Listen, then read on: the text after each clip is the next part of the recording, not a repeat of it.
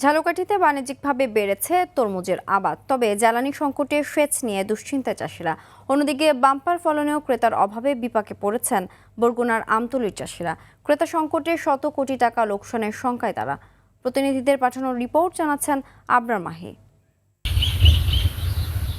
গত কয়েক বছর ধরে ঝালকাঠিতে শুরু হয়েছে তরমুজের বাণিজ্যিক আবাদ। লাভজনক হওয়ায় জেলার রাজাপুর, নলছিটি ও সদরের চরাঞ্চলের বেশিরভাগ কৃষকই ঝুঁকেছেন এই ফল চাষে।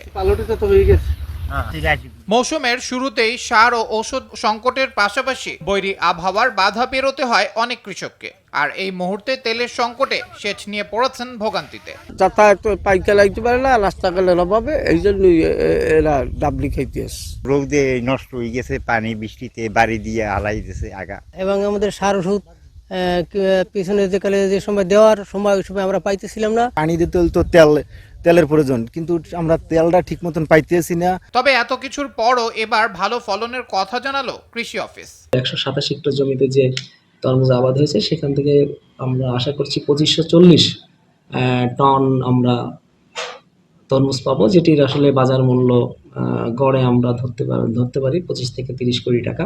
এদিকে বরগুনার আমতলীতে মাঠ জুড়ে তরমুজের বাম্পার ফলনে যেখানে কৃষকের মুখে হাসি থাকার কথা ছিল, সেখানে এখন শুধুই হতাশা। ক্রেতা সংকটে খেতেই পড়ে আছে হাজার হাজার তরমুজ। তাই আমার খরচা 30 লক্ষের উপর হয়েছে, আমি কোনো পাইকার পত্র পাই না। ঋণ করে আর কি তরমুজ দেওয়া হয়েছে। এখন আমি অনেক হতাশার মধ্যে আছি। যে অবস্থায় এতে মনে করেন টিকা থাকা বড় কঠিন। এদিকে চাষিদের স্বার্থ বিবেচনায় প্রয়োজনীয় ব্যবস্থা নেওয়া হচ্ছে বলে জানান এ কর্মকর্তা। তরমুজের দাম প্রাপ্তিতে তাদের কার্যকরী ভূমিকা পালন করতে পারে, এই জন্য আমরা তাদেরকে পরামর্শ দিয়ে যাচ্ছি। মাঠ পর্যায়ে আমাদের উপসহকারী কৃষি কর্মকর্তা করা আছেন, যাতে করে আমাদের তরমুজ কৃষকগণ তরমুজের ন্যায্য দাম পান, এই বিষয়ে আমরা কাজ করে যাচ্ছি। জেলায় চলতি মৌসুমে 127 হেক্টর জমিতে তরমুজ আবাদ হয়েছে, যা গত বছরের তুলনায় 5 হেক্টর বেশি। আবরার মাহি, RTV।